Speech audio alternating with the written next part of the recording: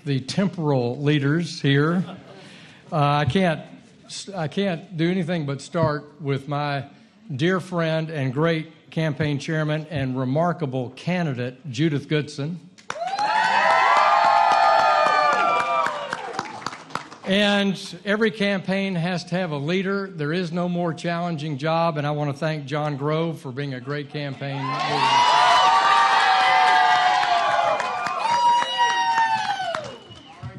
Troop 30 Eagle Scout, though. And we had terrific people working every day for us, like Terry Fiddler in Conway and Faulkner County. And I had the best district chairman of any congressman in the state was Sheila Beck from Conway County. Come on up. You need to be up here.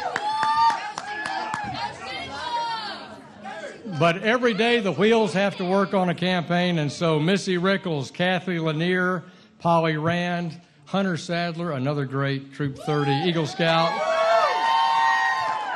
Great jobs all. I can't thank you enough.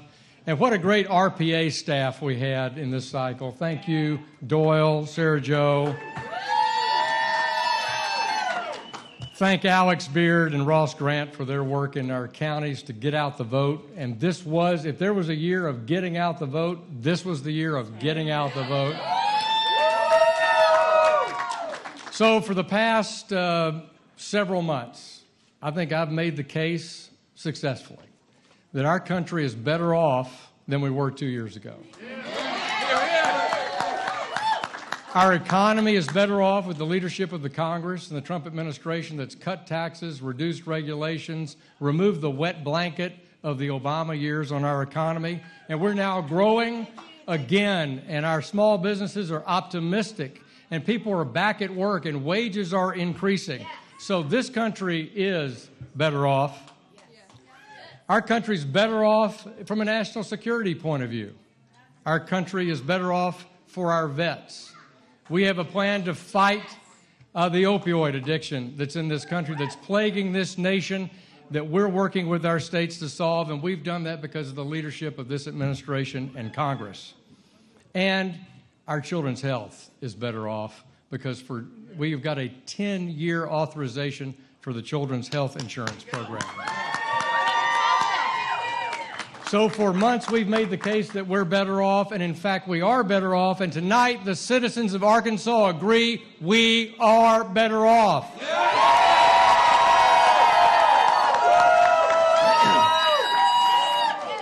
But there are many challenges before this country.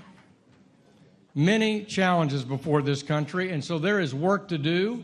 And I expect to go back to Congress in January and start that work to fix a broken immigration system, to get the border security that this country was promised by President Clinton 25 years ago, and to fix the broken health care system that's burdened our families.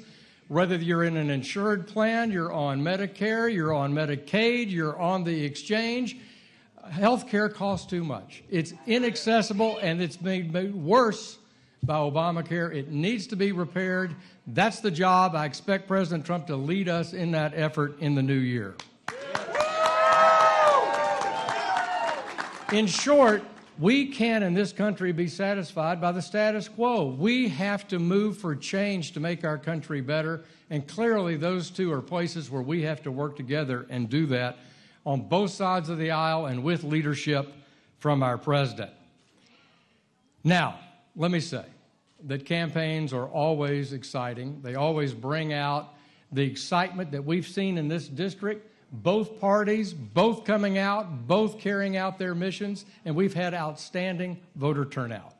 But I'll just say, just as I noted about Judith Goodson, I admire people who don't sit on the sidelines in this country and who, in fact, get in and serve. And from top to bottom of the ballot that we just experienced, from top to bottom on the ballot, we are all citizens, and I admire those people who serve our great republic, because that's part of what we do. We make our country great through service above self, and if you serve in public life, that's what you're doing. And so I want to tip my hat to all those who run for office.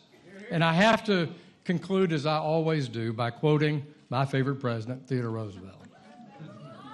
1919, and we all know this quote. It's been used by people in both parties, but when you think about admiring people who run for public office, including my opponent, it's not the critic who counts. It's not the man who points out how the strong man stumbled or the doer of deeds could have done better. The credit belongs to the man or woman who is actually in the arena, his face marred with dust, sweat, and blood. So let's all thank the men and women who get up every day and choose to put themselves out there and run for public office to serve the needs of our citizens, to make our country a better place. And let me tell you, I will never stop fighting for this state. I will never stop trying to make our country a better place. I'll never stop reaching across the aisle to do that. And that everyone here plays a role in making the United States of America the best country for people to grow up in, work in, immigrate to, join, build a business, raise a family. Let's be proud of this country. Let's be proud of the work we do together to build a better community, and let's keep doing that forward. I'm proud to serve this state. I'll look forward to another term in the United States House of Representatives. Thank you very much.